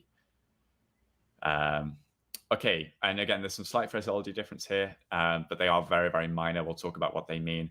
In Europe and South Africa, you can expect to hear descend via star to a level. So you'd be expected to start that descent immediately, meet all of your published altitude and speed restrictions, but you wouldn't descend any further than the level assigned by ATC. So in this case, they've given you descend via star to flight level 70, so you can go all the way down to 7. If they only gave you descend via star to flight level 120, even though there's assigned lower levels on the star, you would stop at flight level 120 until you were given lower. They can also cancel individual restrictions, so descend via star to flight level 70, but cancel the level restriction totally. You can see, so you start that descent immediately, meet all the published altitude and speed restrictions, except the ones that have been specified by ATC, and again, descend no lower than that level assigned by ATC. And then the other phraseology that you're likely to hear is descend unrestricted to flight level 70. Kind of like your what Rob was talking about earlier, you can essentially disregard everything that's printed on the plate. In that case, it's completely unrestricted. You don't have to follow the levels. You don't have to follow the speeds. The other phraseology you might hear used for this is descend to flight level 70, cancel level and speed restrictions. It means exactly the same thing. Just disregard those levels and speeds and head straight down to your assigned level. And then the last one is a crossing restriction. So descend, in this case, flight level 90 to be leveled by fake. In this case, you descend immediately to flight level 90, and you should plan to cross fake at flight level 90, but those charted altitudes don't apply. However, the charted speeds do. So you'd be expected to cross fake at flight level 90, but totally you could disregard that level and restriction, but keep the speed restriction. And then the last one, descend flight level 70. In the UK, you would descend immediately to flight level 70 here. You would ignore any altitudes, but you would keep the speeds. In Europe or ICAO, if you heard this, you would still be expected to comply with the level restrictions. But it's very rare that you'll hear that phraseology used. We more mention that just as an in case, but you should expect to be cleared via the star in Europe. Okay, so that gets you to the end of the star then. So what happens when we get there? We have a couple of options. You could see on track or on heading and an assigned heading, and you would follow that until you receive further. You could see, like we've got in the top here, this nice little chevron line. What that is essentially depicting is to continue on your last assigned course, speed, and altitude, and you would expect vectors to the final approach course.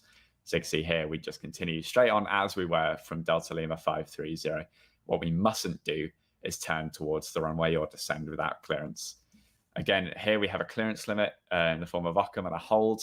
So if we reach that point without anything further, we would enter the hold at that waypoint, just as depicted here, and we would await further. What we wouldn't do is turn off Occam and head straight towards the airport. The reason these things exist is for sequencing purposes, right? We're using them so that we can put you into a nice sequence to get you onto the runway. So the one thing that we don't want to have happen is to have you essentially jump the queue and potentially interfere with the sequence. Okay, So you'll get either a transition or vectors to landing. It's very important in Europe that you report established on the final approach course if you've been vectored to it. So if you're following a transition, you won't need to, but if you've been vectored to the final approach course, you must report that you're established on the localizer. The alternative is if ATC ask you to do so, then they will expect you to do so. The phraseology for that is very simple. They'll say Lufthansa 66, report established on the localizer 25 left. You'd say Wilco, and then when you're established, you just say established on the localizer 25 left. Now this is quite a low don't priority. Say that if you're arriving. If you're arriving in the US, don't say that. Don't say that. Don't say that in the US. This is a Europe thing because the US controllers get annoyed at you. This is quite a low priority transmission. We wouldn't expect you to interrupt a conversation that's already ongoing for here. But if there's a break in the frequency, then go ahead and make that transmission. And then once you're down, vacating the runway, we'd expect you to vacate onto your first available taxiway and make sure you're completely over the stop bar before you stop. Otherwise, technically speaking, you're still on the runway and that can interfere with our operations. It's absolutely crucial that you don't stop on the runway, right? We're going to be utilizing as much of the runway time as we physically can. So the more you help us with getting off the runway in good time, the better. And then once you're fully clear, hold position and expect taxi instructions. Important thing to note, you might have, or your airport might have mandatory or preferred exit points. All of that will be included in your pilot briefing. So make sure you read up on those and you're familiar with those. Again, to reiterate, ATC will expect you to occupy the runway for the least amount of time that you possibly can so that it's free for the next aircraft behind you, right? It's not just you arriving. There's 1,000 other pilots that we've got to think about. And so the more you can do to help us, the better the day will be. In the immortal words of Frodo, and I'll try and do the accent, get off the road, except runway in this case. For the love of Mordor. For the love of Mordor. One does not simply. Anyway, once you taxi in then, and again, Europe is kind of a rule unto itself in here, but there may well be standardized taxi routes. They'll be included again on the charts and in your airport briefing. Make sure you're familiar with those. Taxi instructions can get kind of complicated. Write them down, read them, understand them. Make sure that you follow them carefully. If you don't understand or you're confused, feel free to ask. You can expect a stand to be assigned for you. If you can't accept that stand, let ATC know. If you've got a requested stand, let them know. Try not to be, oh, we really, really need Echo 25, right? Because there might be somebody already on it. But feel free to request it and let us know if you can't take a stand. And the other thing to watch out for is you may be held at an intermediate holding point, right? If there's lots of movement going on the ramp, we need you to hold until it's clear, then you can expect to receive that. We've got here an example of standardized taxi routes. Here's Amsterdam. You can see we have directional taxiways, right? So Bravo exclusively goes west and south. Alpha goes north and east. So if you're told to join Alpha, it typically won't be a direction, right? Because they'll expect you to know that, hey, Alpha only goes in this direction. So that helps to, keep things moving, speed things up, and also gives you a better clue of sort of what you can expect. And I think that's Europe done. I'm going to hand it back over to Rob to take us through our final few slides. All right. Yeah. Thanks. And thanks for all that wonderful information. I've surprised myself every time. I've flown in, I think, 6 or 7 of these, and I've controlled for 3 or 4 of these.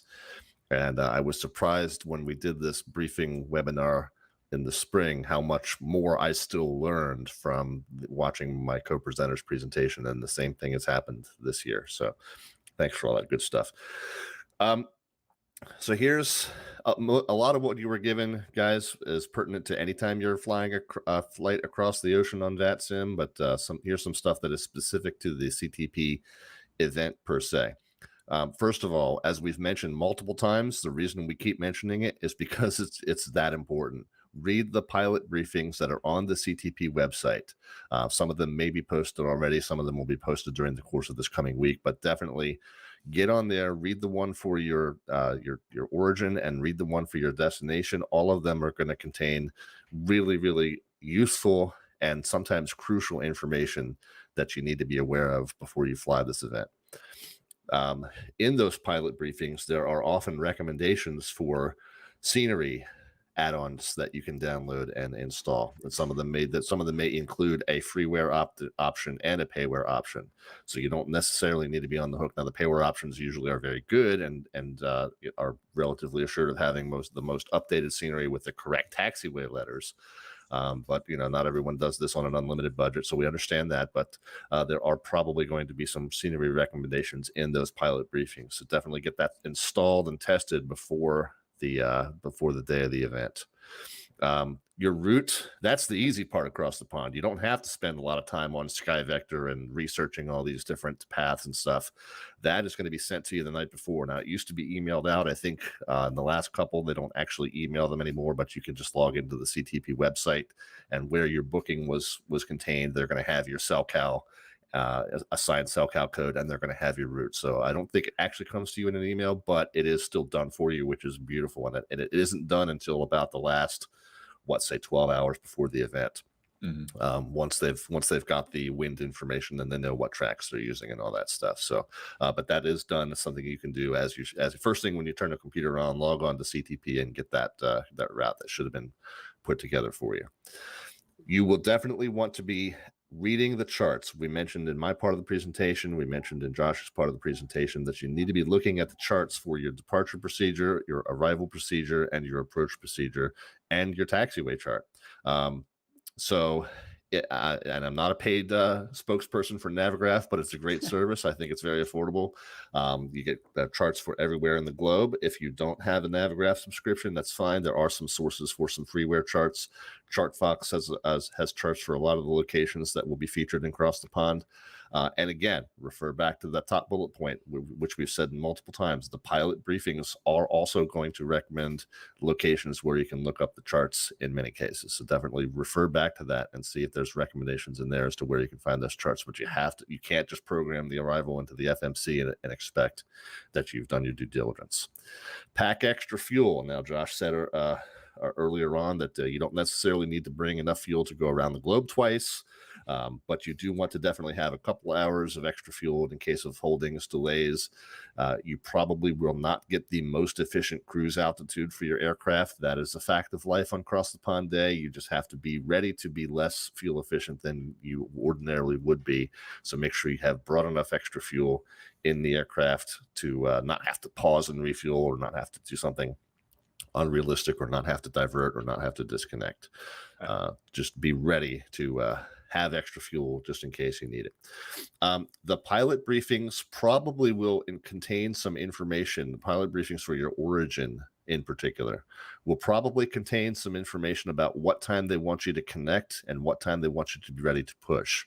If for whatever reason that information is not contained in your pilot briefing, a good general guideline is to plan to connect about 45 minutes before your takeoff time, and to be ready to push about 20 minutes prior to your takeoff time. However, if different values for those two figures are contained in that pilot briefing for your origin, go by what's in that pilot briefing. But these are just some good general guidelines for when you're going to bed the night before to just kind of plan to be up and ready by approximately those times there. Limit the use of text and chat to reach air traffic control. There's a tendency sometimes where you want to, if you can't get a word in edgewise on a busy frequency, there's a tendency to want to try and text them your message so that they'll respond to you quicker, or you try to send them a private message, or if you have a question that you're not quite sure you want to ask over the radio, you try and send them a private message. The controllers across the pond are going to be extremely busy. Answering the radio is going to be their first priority. So don't try to jump the line, or get your word in edgewise more quickly than everybody else that's trying to by texting. It's probably not going to work out in your favor. The controller's going to be swamped enough just answering the radio. Now, all that being said, if text is the mode of communication that you normally use, then that's absolutely fine. You are allowed to do that on Cross the Pond Day, but don't use it as a way to subvert voice if you're communicating by voice. Last thing, pay attention, keep distractions to a minimum during critical times. In the real cockpit, they refer to that as sterile cockpit. When you're in the terminal environment or at the airport environment, it's very, very busy. You need to be paying attention. Listen out for your call sign. Don't be the guy that the controller has to call 5 times before you answer. Look, I know there's going to be a lot of awesome live streams that you're going to want to watch while you're across the pond, including there's some dude that's going to be streaming at Dulles Ramp. And I know that how tempting it is to get onto that live stream and be interacting and chatting and having all kinds of fun. Across the pond's a great day. It's a lot of fun, but pay attention, listen out for your call sign. Basically, and we touched on this earlier, Evan talked about aircraft types that you should or shouldn't choose for across the pond. Don't try to be doing something that's special, unique, that's going to require a lot of special handling. I'm going to do something non-RNAV routes. I'm going to need all this extra vectoring. This cross the pond is not the day for that. Cross the pond is the day to go with the flow. The controllers are already going to be busy enough handling just the volume of traffic. So the more you're going to try and do something unique and special, the more you're going to be detracting from the controller's ability to handle the workload of everybody on the channel at once. So just go with the flow. Do the standard route with the standard jet and try not to be causing too many additional transmissions on your behalf. However, that being said, if there is something that you don't understand, you need repeated, you need explained, you didn't quite catch what waypoint you were cleared to, absolutely be that guy. Be that guy, pipe up and get clarification to what you were just instructed to do. Don't just do what you think was said if you aren't sure. But again, just try not to be asking for all kinds of special treatment or something super special and unique or different than everybody else is doing. All right, that's going to do it for me. I'm going to turn it over back to you, Evan, but I will leave you with this slide, guys, which is a list of some additional resources that you can check into during the course of this coming week and just to help you prepare yourself for what's going to happen next Saturday. So do check these out. And again, those pilot briefings, we put it right at the top. The pilot briefings for your airport pairing, those are the most important documents. Read them multiple times, know them front and back. And other than that, I'll turn it back over to you, Evan. Guys, enjoy, and we'll be looking forward to some of your questions here coming up in the next bit.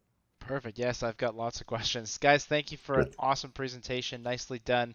Very thorough, good energy, good exciting stuff, and lots of wonderful tips for people, whether you're flying across the pond or whether you're just flying on the network every day. So thanks for taking the time. I know obviously how much work this was for you guys because I was part of it. So thank you for doing all this stuff to make this presentation happen for everybody.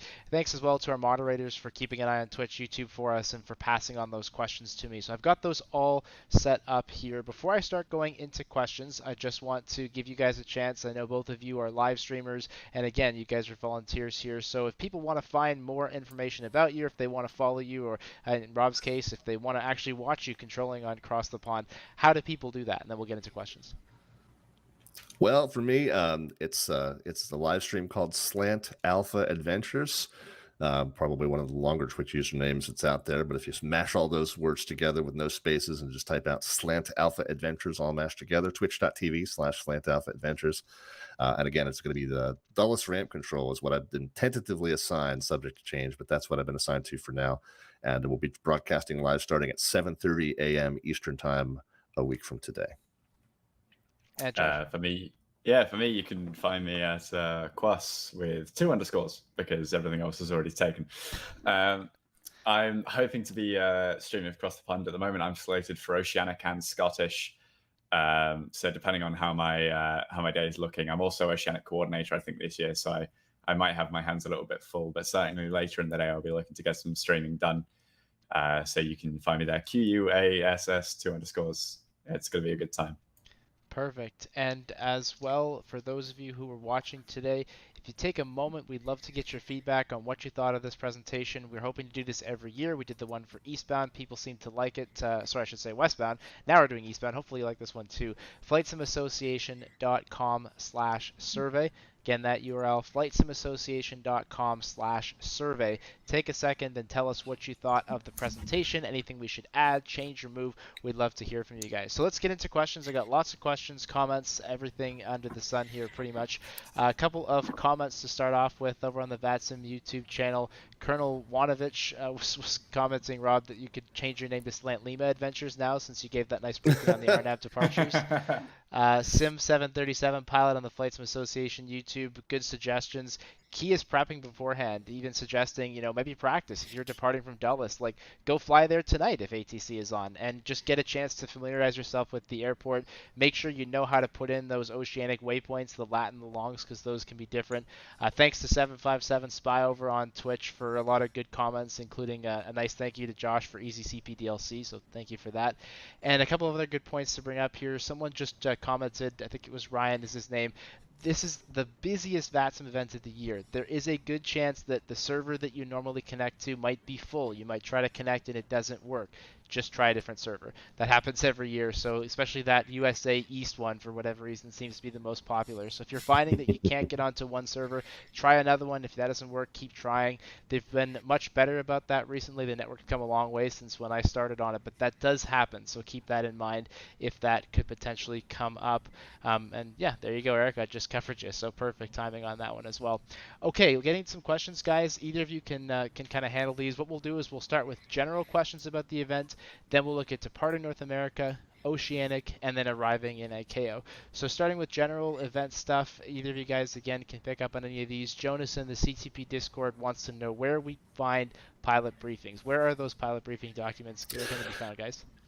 ctp.vatsim.net, and you do need to log into that. And I believe that the last time only the pilot briefing for your booked origin and destination were available. So if you don't have a slot, you might not be able to access those. I think some folks last time had asked the tech team, the web team, to open up those pilot briefings for anybody to look at, because they really do contain a lot of great information and not all of it's limited across the pond. Some of it's really good information to have for any time you want to fly in and out of those airports. But it may be the case that you do have to have a booked slot, and then the pilot briefings for those specific airports that are part of your booking would then be accessible to you. But it is all on the ctp.vatsim.net website. So what if you didn't get a slot? Can you fly in the event? Can you participate at all if you don't have a slot? The recommendation is that you do not try to fly transatlantic without a booked slot. That's the big bottleneck airspace of this event every single year. Now, there are some opportunities where you might still be able to pick up a slot before they are locked. I think they lock today, either 24 or 48 hours before the event starts. There is a release of any unbooked slots, I think, later this afternoon. Yep. And then there's going to be another release like later on. The pilots who do have a slot are going to have to go reconfirm those slots to affirm that they do still plan on flying in the event, because we traditionally have had a significant number of no-shows. So to cut down on no-shows, they're making everybody reconfirm their slots within the days leading up to the event. Anybody who doesn't reconfirm, there's a certain day and time that those unreconfirmed slots get released back into the pond into the pool for a very brief window. So there are still a couple of opportunities to grab a slot. Plus, pilots will randomly drop their slots just during the course of their week when their wife says to them, "You plan on doing what all day next Saturday?" Did you not remember that our kids have soccer practice that day? So things like that are going to happen, and random slots will get dropped. So it's not impossible that you would be able to pick up one at this point. But if you don't get a slot and the day of the event has come, don't try to fly across the Atlantic. You can fly domestically. You can fly to any other airports that aren't involved in the event without any issues. You can even fly to the event airports as long as you're mindful of the volume that's going to be there and ready to expect some delays, and the event traffic will be prioritized. But you are able to still fly. Just don't try to go across the Atlantic unless you have a slot. Perfect. Moving to the North American side on departures, Tyler in the Cross the Pond Discord. Will wake turbulence spacing be applied? Can we expect generally normal ATC rules throughout the event? The issuance of actual wake turbulence will depend on your simulations, your simulator and add-ons that you have. But the controllers will be following normal procedures, yes. Perfect. Question about how long before departure time should I connect? I know you covered that just at the end, but can we just reiterate that for people maybe who missed that question? Yeah, what did we say? I think plan to connect about 45 minutes prior to your takeoff time, but the pilot briefing for your origin airport might specify a different figure earlier or later than that, and you should abide by what's in that document. But about 45 minutes plus or minus. Yep, and earlier probably better than later, right? Yes and no. Sometimes I've seen pilot briefings for the origin airports that are just like, don't sit there for longer than you need to because we don't have that many gates. Yep. So it depends on what's in that briefing. I know there's questions about position reports. I promise I'm coming up on those. Couple more North American questions. This one, maybe Josh, you could probably answer this as well. Brian from the Across the Pond Discord talking about, in the U.S. there's that rule, no faster than 250 knots below 10,000. What if our airplane's clean speed is like 260 knots? What do we do in that case? Oh, great question. Yeah, totally. If you're unable to fly less than 250 knots below 10,000, then the safety of the aircraft take precedence. That what is mandatory there is that you inform ATC and just say, hey, look, we're unable to 50 below 10,000. This is the lowest speed that we can do, just so ATC can accommodate for that and build into it. So if you're not able to maintain 250 below 10, then maintain the lowest, the slowest practical speed that you can, but make sure that you inform ATC and let them know that that's what you're doing. Yeah, and it's not a hard and fast requirement to be below 250, right? So you don't need to keep your flaps out until you're at 15,000 feet or anything crazy like that. Just fly the airplane in the way that it needs to be flown, and if you need to go faster, you just make that request, and it really is as simple as that. But what we don't want is somebody right off the runway accelerating to 360 knots, and then they're flying, all the way through the departure procedure because they're going 4 times as fast as everybody else. So that's what we're really getting at with that restriction. Moving into then oceanic stuff, position reports coming up soon. First question is, if you're departing somewhere like the Caribbean, Halifax, where you're basically right on the edge of oceanic airspace, can you request an oceanic clearance on the ground, or do you do that right away when you get in the air? It's an excellent question, and it very much depends on the procedures at that airport. As far as I'm aware, places like Halifax, places like St. John's, you'll receive the oceanic clearance on the ground. For other places, it would just be expected, especially if you're using NatTrack, that you make that request as soon as practicable when you're airborne. Yeah. If you ultimately, the guys who are at those facilities are going to know what they're doing. If you get assigned your oceanic clearance, or they tell you to request your clearance early, then go ahead and do that. Otherwise, common sense prevails and just get it done as soon as you can once you're airborne. Yeah, I think I saw a comment from maybe one of the Halifax controllers saying generally they want airborne and then kind of call right away in the air. But the pilot briefings for those airports will definitely give you the answers. So depending on where you're departing from, that's a good place to check.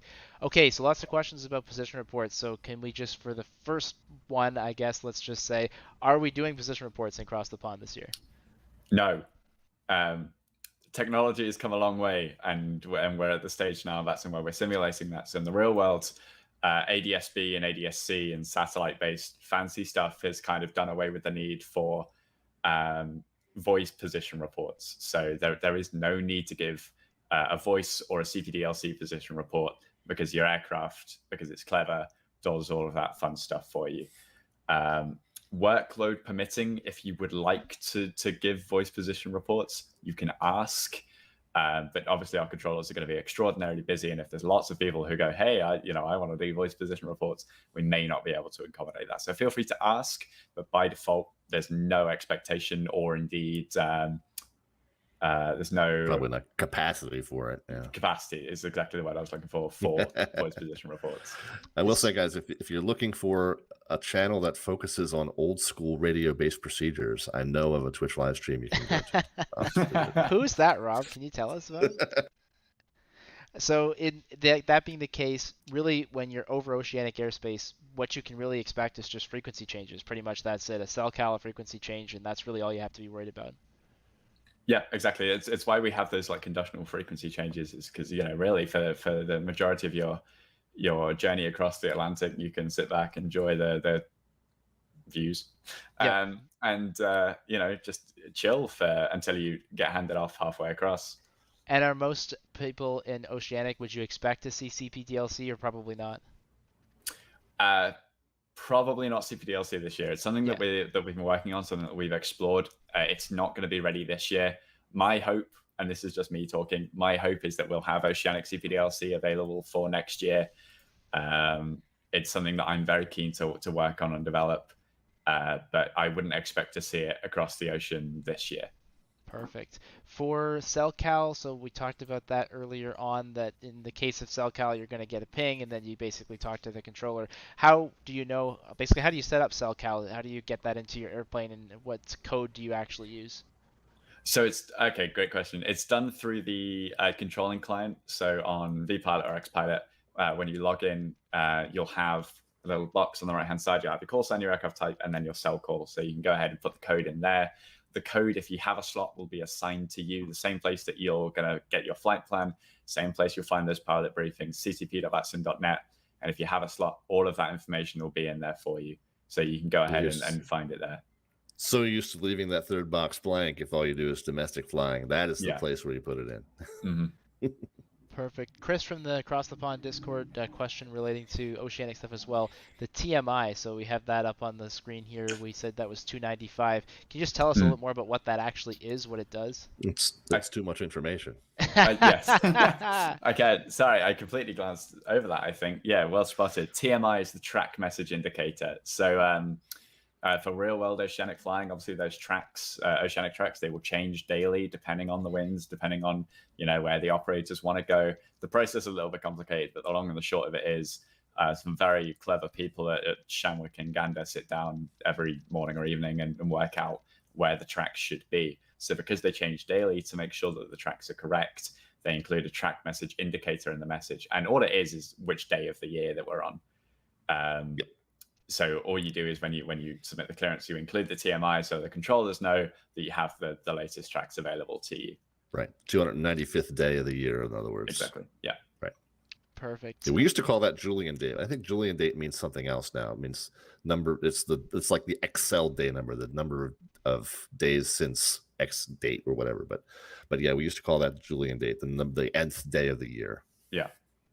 Brian in the Across the Pond Discord wants to know if you are allowed to go above flight level 410 or traffic just at higher altitudes. Is that going to be allowed? Absolutely. Totally. Absolutely it is. Like I say, we discourage the flying of Concords or stuff like that. But if you're taking your 787 Challenger, Falcon, whatever that can make it up to the ungodly levels, by all means, use them. Make sure you request it. Yeah, you'll have a level assigned for Across the Pond, and it probably won't be all the way up there. But if you get out into the ocean, by all means, feel free to request a higher level. There's no guarantee you'll get it, and you should plan to do complete the whole crossing at the level that you're assigned. But by all means, feel free to request a level change once you're out into the ocean. Perfect. And then speaking of over the ocean, or I guess anywhere really, other than that 250 knot below 10,000 thing we talked about earlier, are there any other limits on how fast you can go, or any recommendations on cruising speeds, say for the oceanic crossing? For the oceanic crossing, no. You'll typically be assigned a Mach number, and the reason we assign a Mach number, like I say, is to prevent people from overtaking. Right, you got to remember we're operating non-radar here, so all of our safety stuff is done based off time. Say one guy crosses a fix at one time, we need to make sure that you're X number of minutes behind him so that you're not catching up on that guy. So if it's close, and typically to preserve that space, we'll assign you Mach numbers that will prevent or limit the amount of overtake that there's going to be. But in terms of actual, is there a hard speed limit? No. Feel free to request whatever Mach number you feel comfortable flying across the ocean. And if we need to change that, then we'll let you know. A couple of questions from my FSA captains, and big thank you to you guys for helping support the stream and everything we do. Starting with Ian, the NatTrack system, which we know is used for the oceanic clearances in the North Atlantic, is that used year-round, or is that just across the pond thing? In the real world or on VATSIM? Here on VATSIM. On VATSIM, we use, for every other day of the year, we use the real NatTracks. For across the pond, sorry, I meant the volume of specifically the application, the website. Like the website. Sorry, NatTrack is in the website. That's used year round. Yeah, if there's oceanic control online, you can request a clearance through NatTrack and receive it through NatTrack. It's not. I don't think it's guaranteed or mandatory to be used. I'd have to double check my oceanic documents, but I don't think it's mandatory that that's used. So if you don't receive, on any other day of the year, if you would submit it by NatTrack and don't hear anything, just give them a call on voice. But you can totally use it on any day of the year. Perfect. And Bill from the FSA Discord wants to know if we're simulating HF in terms of the oceanic frequencies versus VHF. Do you hear anything different? How's that simulation handled? Great question. VHF, I remember back in the days of the audio for VATSIM beta, HF itself as a simulation was a thing. And I think the problem is not all simulators support HF in terms of radio frequencies. So instead we use sort of like a VHF alias.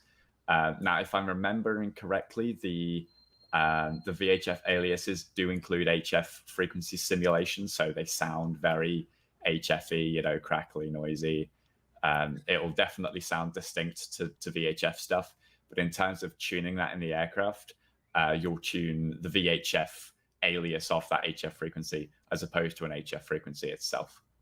Perfect. Getting into some of the arrivals now, and not as many Europe questions, so I guess, Josh, you did a great job on covering all the main points. But a couple things for you. Bill wants to know, do you need to report leaving your last assigned flight level if you're given something like when ready or descend via star? Yes, that would be expected of you. As far as I understand it, and actually, maybe you could answer this for me, because I've... Oh gosh, you're going to ask me questions now? Well, I've asked 6 different people and had about 12 different answers.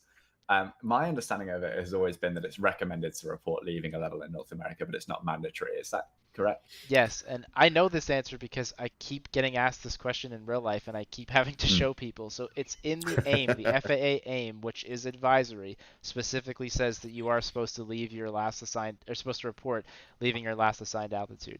In practice, other than me, I think I've heard it 4 times in my career, so it's very uncommon. But it is, I think it's a good practice, especially if I do it when it's like really quiet on the frequency, when like nothing's going on, and they've given me this clearance a while ago, and I'm like, I just want to make sure they know that we're still here. That's when I tend to do it. But it does say it in the AIM, which of course is advisory, that you are supposed to, but in practice it's not very frequently done. I was going to say, and that's in North America, just to be clear. That's North America. Yeah, didn't mean to cut in there, but what I've done in practice on VATSIM is, if I get a descend pilot's discretion and I'm 10 miles from my top of descent or 20 miles from my top of descent, I'm not going to then report 15 seconds later, okay, we're leaving flight level 350. If I get that descend pilot's discretion and it's now been 10, 15 minutes since I got that clearance, now I'm going to come back and remind them, okay, we are now leaving flight level 350 via the Roebuck or whatever. Yeah. To answer the question, though, in Europe and ICAO airspace, and I'm 95% sure I'm right here. So I'm sure somebody will correct me. If you want to go look it up, it's in ICAO Doc 4444, the PANS ATM. But it is mandatory to report vacating a level if you are given a when ready instruction, just so that ATC know that you are actually out of the level. And as we all know, what is in the documents is exactly how it is actually done in the real world. Always, oh, 100%, totally, yeah. And Kieran also confirms NatTrack is used year-round in Gander and in Shanwick, and so people who are working those positions, even outside across the pond, they would be using it. Generally not used elsewhere, though, except for across the pond, where, of course, it'll be used. So there's your answer. Thanks to Kieran for that. A couple other questions as we wrap up. Christoph from the Across the Pond Discord. Is it possible that the arrival star or any other part of your route could be changed during the flight? Absolutely it is. We will... I think it's very unlikely that your en route portion will be changed. When we design the routes, we'll have an idea of what the weather is expected to be doing at your arrival airport, and sort of that will feature in the planning process. But there's a non-zero chance that the weather doesn't do what we expect, so your arrival runway could change. If that changes, Europe, the guys who did it, quite smart, I think. It's most likely that the en route portion will stay the same, and the star will start at the same point. So you won't have any change up until that point in all probability. All that will change is the exact arrival that you'll be on. Might change if the weather isn't doing what we expect. But sort of as I already mentioned, the star will be assigned to you anyway. So just make sure that you're listening out for that, and make sure that the procedure that you load is the one that's assigned to you. Perfect. And a couple of, I guess, three general questions to wrap things up. One from Tyler earlier on. Will the closure of New York Center, so the fact that New York Center may not necessarily be staffed, is that going to affect us in terms of departures from Dulles or Atlanta? Have you guys sort of planned that in your routing? It's being planned. I'm not 100% sure on exactly sort of how it's being planned on being dealt with at the moment. It could be possible that we avoid it entirely. It could be possible that we're sending reduced numbers of aircraft through New York Oceanic. Like I say, I'm not 100% certain on what that is, but obviously we're planning on New York Oceanic not being staffed, just in case we don't get any staffing there at all. And so that's sort of we're planning for the worst case, and obviously if we get something on top of that, then it's a benefit. So it will. Sorry, go on. Sorry. No, speaking specifically for Dulles, I know that a few of our arrivals a few of our departures are going to kind of swing slightly northwest into Canadian airspace before turning east and heading across. So some of the initial departures are actually going to be on even altitudes before they turn eastbound through Canada, like around Toronto area. So I know that we're kind of swinging them up into Canada before we turn them east, and then there's a few that we're swinging south of the airport and out into oceanic airspace that way. So that we are. I understand that we've got some fairly creative routings, planned for that contingency. So, in terms of for the pilots, it's a problem we're well aware of. A lot of thought has gone into sort of how we're going to deal with that. But for you as a pilot, really in terms of maybe a slightly weird routing, that should be the only noticeable difference that you'll see. Yeah, so assuming everything goes to plan, and that is a little bit of an if, the intention is you should never talk to Unicom. You should be ATC covered from the moment your wheels come off the ground, or even before, of course, till you get parked at the gate in either Europe or Africa or wherever you're going. So we expect to have full ATC coverage, and they are taking into account staffing, not just in New York, of course, but across the entire ocean. I mean, this event, and just to speak briefly, because I've been involved with this a few times, the amount of planning and effort that pilots never see that goes into this event is insane. They've been talking about routes for months in the background. There's a meeting coming up later today where literally every facility will be involved and they go through this whole plan. So there's a lot of thought put into these routes, and that's why we keep saying, please don't fly across the ocean if you don't have a slot. Please follow your route. Fly an airplane that is designed to be part of this event, i.e. not a Concorde, not a hot air balloon, right? Those are great airplanes, but just not for this specific event. So much work has been put in by the people that you see answering all those questions in the Cross the Pond Discord. So out of respect for them especially, and just answering a question that came in from Oliver here, unless you have a slot, do not fly over the ocean. This is just not the day to do that. So if you have a slot, that slot is yours. Use it. If you don't have a slot, there's so many other places on the network that you can fly. Any of the airports that are event airports, you can fly them domestically. There will be some controller at LA probably or at Denver who has nothing to do because I don't think there's event airports anyway. They're going to be sitting there so bored because they're watching all these airplanes go across the pond and they've got one plane on the airport. Go give them some love, or fly into any of the event airports, but just do not fly over the ocean. That's what the whole slot process is for. And if you didn't get a slot this year, your chances of getting one next year are that much higher, and that's really what it's all designed to do. And I want to just add one last question. This is more of a general point probably than it is cross the pond specific. I think it's a great point. Someone just said, I'm 13. Will controllers get mad at me for flying or being younger? So guys, what do you think about that? Controllers don't get upset if you're young. Controllers get upset if you are unable to comply with the instruction you're given. Mm-hmm. So if you're able to do what you've been told to do and fly your clearance and fly your instruction, then age doesn't make a difference at all. I would reiterate that wholeheartedly. I don't really mind, how old you are. You could be 13, you could be 130 if you're capable of flying your aircraft proficiently and doing what we ask and what we would expect of you. That's really all that we care about. Yeah, and VATSIM is absolutely a learning environment, and that is what it's for. Lots of people, myself included, started on VATSIM with no clue whatsoever how to do it, and frankly, I Mhm. should have done a lot more reading before I came on the first time and tried to do a radio check by just saying, "Hello, is anyone there?" So it turns out that anyone can start and still apparently have some sort of a successful career on the network. But again, if you are new but you're trying, you're reading, you're putting your hand up and saying, "I'm a student pilot," those are amazing things to do, and you should never have any trouble. This event is the busiest event that VATSIM is going to have.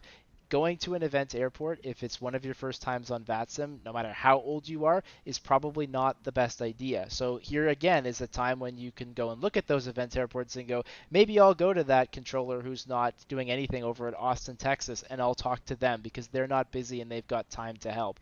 Or this might be a good opportunity if you're somewhat new to the network to just spawn in and listen, assuming that we can find the space on the airport for you to be able to listen. And even better than that, of course, on Twitch, people like Rob and maybe Josh as well, you can actually watch and listen along with them, so you don't have to take up that network slot and be able to get some experience listening to this. So at the end of the day, no matter who you are, what age you are, and what your level of experience is, the network is here to help support you. And if you come into it with the right attitude and you treat it appropriately, you don't come into the busiest event of the year and request VFR closed traffic. If you don't do those things, you really have nothing to worry about. And I think that should probably cover it as well. So that looks like all the questions we have. Rob, Josh, anything that you guys want to close with? Any sort of last thoughts here as we wrap up? Just from me, thank you everyone for tuning in, and I'm very much looking forward to Cross the Pond this year. It should be a really, really solid event. I hope to see sort of a lot of people flying along, a lot of people enjoying themselves. Like I say, come prepared, but enjoy the day, and hopefully I'll speak to you across the Atlantic. Yeah, Cross the Pond Day is, for me, it's like I call it VATSIM Christmas. It's the big event that I look forward to for months of anticipation. I put up my Cross the Pond decorations as soon. No, I'm kidding. But it's getting so commercial anymore. But yeah, the beauty of it is that we get to do it twice a year, right? And to Evan's point about the amount of planning that goes into it, I think a lot of pilots don't realize that the reason it's not done more than twice a year is because it is so intensely planned. Every single route, every single slot, every single combination of slots that's available is planned meticulously, and twice a year is already like a lot when you really understand what goes into planning this event.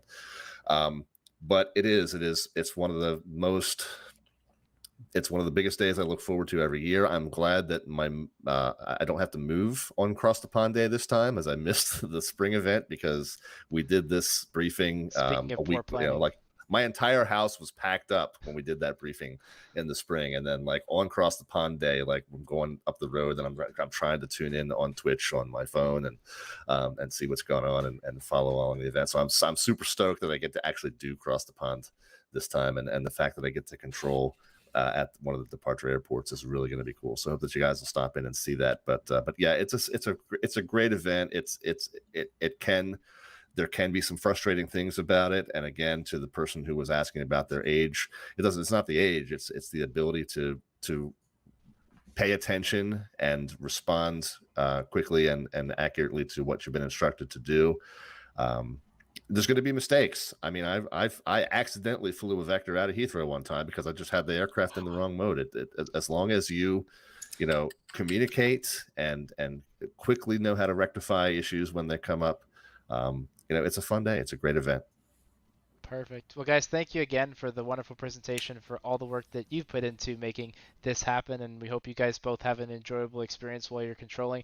I'll be on as well. I don't know where I'm working yet, somewhere in the Boston area for sure, so say hi if you see me on the frequency, and same with the other guys. I'm sure they'd always be happy to hear from you.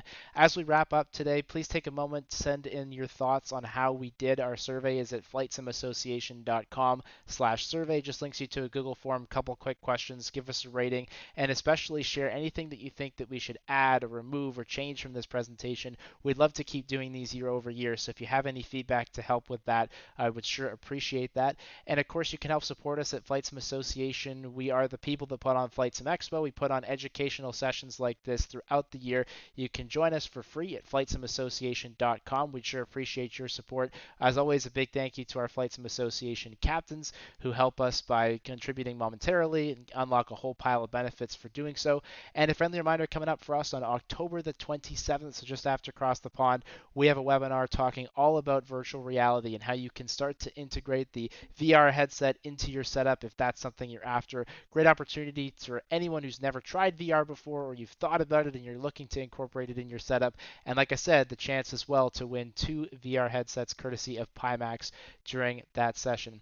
That's all from us. Thank you so much for watching and for being with us this afternoon. Have a wonderful Cross the Pond. I hope you enjoy it as much as the rest of us will. Thanks again. Have a great afternoon.